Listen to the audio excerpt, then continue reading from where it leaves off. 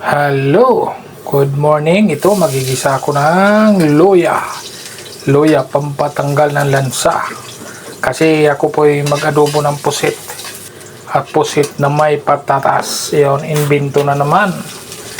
Pusit na may patatas. Kaya ito, yan, gisa ko na ang sibuyas, bawang, luya. Para maumpisa na mag-adobo. Ayun, lagay ko na ang pusit. Ayun medyo kunti lang naman ang puset. Para dumami, dagdagan ko na ang patatas. Para dumami-dami siya kunti.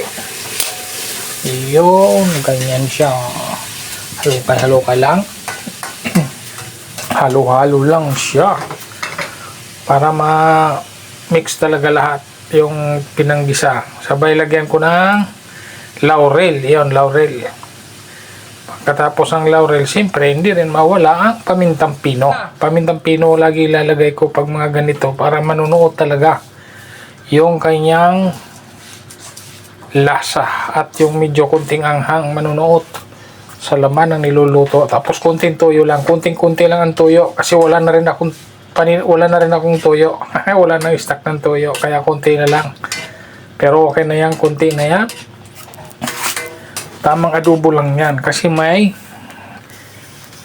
tintaan naman ang puset, kaya yan ay magpapakulay dyan. Okay, ganyan, pakukuluin lang, sabay lagay na ang patatas. Ayan na po ang patatas. Para dumami siya kailangan may patatas. Ayan, invento ko na naman yan. Ganyan lang, sabay halo-halo, antayin maluto ang patatas, sabay kainan na. Kasi pag naluto ang patatas, luto na rin ang puset, kaya ready na siya. Okay, kunti na lang yan. Ayun na ito, luto na yun. Luto na ang patatas, luto na rin ang pusit. Kaya ready na sa kainan. Okay, hanggang dito na lang, kainan time. God bless and bye-bye.